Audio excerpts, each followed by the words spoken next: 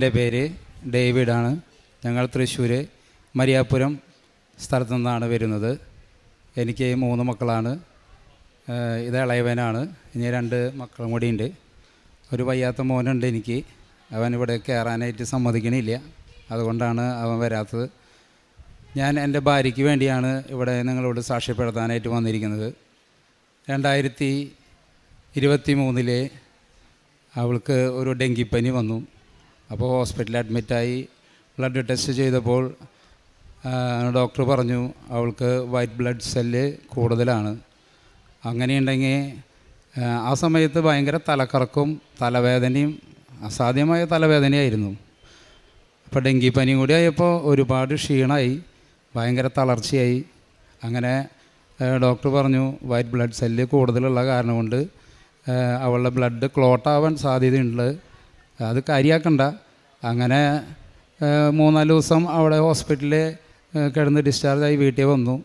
വീട്ടിൽ വന്നപ്പോൾ ഡോക്ടർ വീട്ടിലേക്ക് പോകുമ്പോൾ പറഞ്ഞിട്ടുണ്ടായിരുന്നു, ഇനി അങ്ങനെ തലകറക്കം തലവേദന വരികയാണെങ്കിൽ ഇവിടെ വന്ന് ഒരു കുപ്പി ബ്ലഡ് റിമൂവ് ചെയ്യണം എന്നാണ് പറഞ്ഞത്. അപ്പോൾ ഞങ്ങളത് കഴിഞ്ഞ് 2-3 ദിവസം കഴിഞ്ഞപ്പോൾ 2023 ആഗസ്റ്റിൽ തന്നെ ഇവിടെ വന്ന് ഉടമ്പടി പുതുക്കി. ആദ്യം 2019 ഉടമ്പടി എടുത്തിട്ടുണ്ടായിരുന്നു. പക്ഷേ കൊറോണ വന്ന് അത് പൂർത്തിയാക്കാൻ പറ്റിയില്ല. പിന്നെ 23 വന്ന് ഇവിടെ വന്ന് ഉടമ്പടി എടുത്തു. എല്ലാ ദിവസവും ഞങ്ങൾ കുർബാനയ്ക്ക് പോവും. അങ്ങനെ വേറെ കുഴപ്പങ്ങളൊന്നും ഉണ്ടായില്ല. 2-2.5 മാസം കഴിഞ്ഞപ്പോൾ വീണ്ടും ഇതേപോലെ അസഹ്യമായ തലവേദനയും തലകറക്കും വീണ്ടും വന്നു. അങ്ങനെ ഞങ്ങൾ ഹോസ്പിറ്റലിൽ പോയി ബ്ലഡ് റിമൂവ് ചെയ്തു. ഒരു കുപ്പി ബ്ലഡ് എടുത്തു മാറ്റി. അങ്ങനെ വീണ്ടും ഞങ്ങൾ വന്നു. പ്രാർത്ഥന എന്ന് പറഞ്ഞു കഴിഞ്ഞാൽ ഞാൻ പള്ളിയെ പോലും പോകാത്ത ആളാണ്. അങ്ങനെ 2023 ഉടമ്പടി എടുത്ത പിന്നെ ഒരു ദിവസം പോലും ഞാൻ കുർബാന മുടങ്ങിയിട്ടില്ല. പ്രാർത്ഥനയും എല്ലാതും എൻ്റെ ഒപ്പം തന്നെ ഉണ്ട്. ഞങ്ങൾ പരമാവധി ഫാമിലി എല്ലാവരും കുർബാനയ്ക്ക് പോവും. അങ്ങനെ 2023 ഈ വയ്യായ്കളും കുഴപ്പമില്ലാണ്ടായപ്പോൾ ഞങ്ങളിവിടെ വന്നിട്ട് സാക്ഷ്യപ്പെടുത്താനായിട്ട് വന്നിരുന്നു.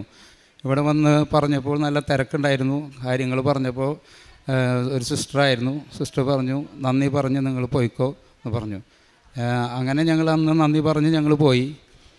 കഴിഞ്ഞ 2024 വീണ്ടും ജൂലൈ മാസം ഞങ്ങളിവിടെ വന്ന് ഉടമ്പടി വീണ്ടും പുതുക്കി.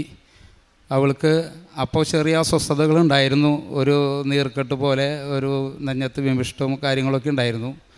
ആഗസ്റ്റ് മാസം 5-ാം തീയതി ആഗസ്റ്റ് മാസം തന്നെ ഇവൾക്ക് വീണ്ടും വയറ്റിലൊക്കെ നീർക്കെട്ടും കാലുമ്മ ചെറുതായിട്ട് നീരൊക്കെ ഉണ്ടായി.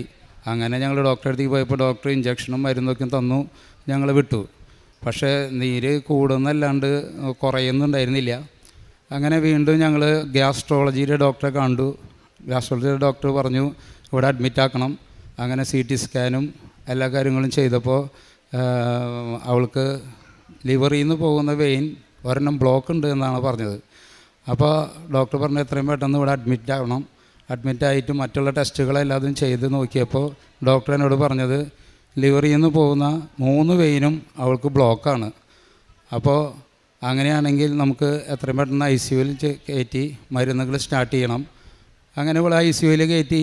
ഇത് കൊണ്ടുപോയി അന്ന് തന്നെ ഈ ടെസ്റ്റ് ചെയ്ത് പിറ്റേ ദിവസമാണ് ഡിസംബർ 6-ാം തീയതിയാണ് ഇവളെ ICUവിലേക്ക് മാറ്റണത്.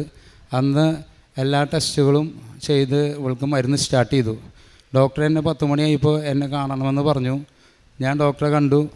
ഡോക്ടറെ കണ്ടപ്പോൾ ഡോക്ടർ എന്നോട് പറഞ്ഞു അവൾക്ക് മരുന്ന് കയറ്റുന്നുണ്ട്. പക്ഷേ അപ്പം ഞാൻ ഡോക്ടറോട് ചോദിച്ചു ഈ മരുന്ന് കയറ്റിയിട്ട് എന്താണ് ഇനി എത്ര ദിവസം കഴിഞ്ഞാലാണ് എത്ര സമയം കഴിഞ്ഞാലാണ് ഇത് മാറിയോ മാറിയില്ലേന്ന് അറിയാൻ പറ്റാമെന്ന് ചോദിച്ചപ്പോൾ ഡോക്ടർ പറഞ്ഞു 3 ദിവസമെങ്കിലും മിനിമം എടുക്കും. അപ്പോൾ ഞാൻ പറഞ്ഞു 3 ദിവസം കഴിഞ്ഞിട്ട് മാറിയില്ലെങ്കിൽ എന്താ ചെയ്യേണ്ടതെന്ന് ചോദിച്ചു. അപ്പോൾ ഡോക്ടർ എന്നോട് പറഞ്ഞു ലിവർ മാറ്റി വയ്ക്കേണ്ടി വരും എന്നാണ് പറഞ്ഞത്. പക്ഷെ ഞാനാകെ തകർന്നു പോയി. ഞങ്ങൾ ഇത്രയും പ്രാർത്ഥനയും എല്ലാതും മുട്ടിപ്പായി പ്രാർത്ഥിക്കുന്ന ആൾക്കാരാണ് ഞങ്ങൾ. എന്നിട്ട് ഞങ്ങൾക്ക് ഇത് തന്നെയല്ലേ വന്നത് എന്നാലോചിച്ച് ഞങ്ങൾ ഭയങ്കര സങ്കടപ്പെട്ടു. ഞാൻ പള്ളിയിൽ നിന്ന് എനിക്ക് പോന്നിട്ടില്ല. അങ്ങനെ ഉച്ചയ്ക്ക് ഞാൻ എന്താണ് ചെയ്യേണ്ടതെന്ന് എനിക്കറിയാണ്ട് ഞാൻ ഉച്ചയ്ക്ക് ഭക്ഷണം കഴിക്കാൻ ക്യാൻറ്റീനിലേക്ക് പോയപ്പോൾ അവിടെ നിന്ന് ഒരാൾ വന്ന് എന്നോട് പറഞ്ഞു, മോനെന്താ ഭക്ഷണം കഴിക്കാണ്ടിരിക്കണേ? മോൻ പേടിക്കണ്ട, എല്ലാം തമ്പുരാൻ സമർപ്പിക്കാൻ പറഞ്ഞു. ഞാനങ്ങനെ വീണ്ടും ഇവളുടെ അടുത്തേക്ക് വന്നു. എനിക്ക് ഇവളെ കാണണമെന്ന് പറഞ്ഞു. ഞാൻ ഇവളെ കണ്ടപ്പോൾ ഇവളുടെ അവസ്ഥയ്ക്ക് ആകെ മോശമാണ്. ഞാനങ്ങനെ ആരോടും ഈ വിവരങ്ങളൊന്നും പറഞ്ഞു തരുന്നില്ല. ഗ്യാസിൻ്റെ അസുഖമാണെന്ന് മാത്രമേ ഞാൻ പറഞ്ഞു തരുന്നുള്ളൂ. ഞാനങ്ങനെ ഉള്ള ആങ്ങള ജർമ്മനിയിലാണ്. അവൻ്റെ ഭാര്യ അവിടെ നേഴ്സാണ്. അവൾക്ക് എല്ലാ റിപ്പോർട്ടുകളും ഞാൻ അയച്ചു കൊടുത്തു. അപ്പോൾ അവൾ പറഞ്ഞു, അളിയ ഇത് വെച്ചോണ്ടിരിക്കല്ലേ, വേറെ ഹോസ്പിറ്റലിലേക്ക് പൊക്കോളൂ, രാജഗിരി ഹോസ്പിറ്റലാണ് നല്ലത്, അങ്ങോട്ട് പൊക്കോ, ലിവറിന് എന്ത് സംഭവം ഉണ്ടെങ്കിലും അവിടെയാണ് നല്ലത് എന്ന് പറഞ്ഞു. ഞാൻ അങ്ങനെ തന്നെ ഡോക്ടറോട് പറഞ്ഞു, ഇത് ഞങ്ങൾ ഇവിടുന്ന് മാറ്റാണ്, ഞങ്ങൾക്ക് അതിന് വേണ്ട കാര്യങ്ങളൊക്കെ ചെയ്തു തരണം എന്ന് പറഞ്ഞു. അങ്ങനെ തന്നെ ഞങ്ങൾ അന്ന് രാത്രി 12:30 ആയിട്ട് ഞങ്ങൾ അപ്പം തന്നെ രാജഗിരി ഹോസ്പിറ്റലിൽ വന്നു. അവർ കാഷ്വാലിറ്റിയിൽ കയറ്റി എല്ലാ കാര്യങ്ങളും ചെയ്ത് 6 മണിയായപ്പോൾ എന്നെ ഡോക്ടർ വിളിച്ചിട്ട് പറഞ്ഞു, അവൾക്ക് ലിവറിൽ നിന്ന് പോകുന്ന 3 വെയിനുണ്ട്. അതായത് ലിവർ പ്യൂർ ചെയ്തിട്ട് ഹാർട്ടിലേക്കും മറ്റുള്ള അവയവങ്ങൾക്ക് പോകുന്ന 3 വെയിനും ബ്ലോക്കാണ്. അപ്പോൾ അത് ബ്ലോക്ക് തീർത്താൽ ഇവളുടെ നീര് എല്ലാതും പോവും. നല്ല നീരായിരുന്നു, മേത്ത് കാലുമ്പിയും എല്ലായിടത്തും നീരായിരുന്നു, പാൻക്രിയാസിൽ ആമാശയത്തിൽ എല്ലായിടത്തും നീരായിരുന്നു. അപ്പോൾ ഡോക്ടറോട് പറഞ്ഞു, അതിനിപ്പോൾ എന്താണ് ചെയ്യുക എന്ന് പറഞ്ഞപ്പോൾ ഡോക്ടർ പറഞ്ഞു, നീ പേടിക്കണ്ട, ബ്ലഡ് ടെസ്റ്റുകൾ കുറച്ച് ടെസ്റ്റുകൾ ചെയ്യാനുണ്ട്. പിന്നെ വയറ്റിൽ കെട്ടിയിട്ടുള്ള നീര് ഇതിൻ്റെ സംഭവം കൊണ്ടാണോ വന്നതെന്ന് ആ ടെസ്റ്റ് ചെയ്ത് കഴിഞ്ഞാൽ അത് ഓക്കെ ആണെങ്കിൽ ഇന്ന് തന്നെ നമുക്ക് ആ ബ്ലോക്ക് തീർക്കാം. ബ്ലോക്ക് തീർത്താൽ കഴിഞ്ഞാൽ വേറെ പ്രശ്നങ്ങളൊന്നുമില്ല. അപ്പോൾ ഞാൻ പറഞ്ഞു, എൻ്റെ തൃശ്ശൂർ അമല ഹോസ്പിറ്റലാണ് ആദ്യം ഞങ്ങൾ കാണിച്ചത്. ആ ഡോക്ടർ പറഞ്ഞത് ലിവർ മാറ്റി വയ്ക്കണമെന്നാണ് പറഞ്ഞതെന്ന് പറഞ്ഞു. അപ്പോൾ ഡോക്ടർ പറഞ്ഞു, എന്തിനാണ് നിങ്ങൾ ലിവർ മാറ്റി വയ്ക്കണേ? ഈ ലിവർ മാറ്റി വെച്ചാലും ഈ കംപ്ലൈൻറ്റ് അവിടെ ഇനി ഉണ്ടാവും. ഈ ബ്ലോക്ക് തീർത്താൽ തന്നെ എല്ലാ കാര്യങ്ങളും മാറ്റി തരും എന്ന് പറഞ്ഞു. അപ്പോൾ ഞാൻ അതിനെല്ലാ ടെസ്റ്റുകളും ചെയ്ത് അതെല്ലാതും ഓക്കെ ആയിരുന്നു. അങ്ങനെ പിറ്റേ ദിവസം കാലത്ത് 7:30 ആകുമ്പോഴേക്കും ഇവൾക്ക് സ്റ്റെൻറ്റ് ഇട്ടു.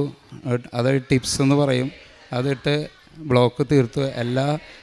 അന്നത്തെ ദിവസം ICUയിൽ കിടന്ന് പിറ്റേ ദിവസം റൂമിലേക്ക് മാറ്റി. അവൾക്ക് ഒരു കുഴപ്പമുണ്ടായിരുന്നില്ല.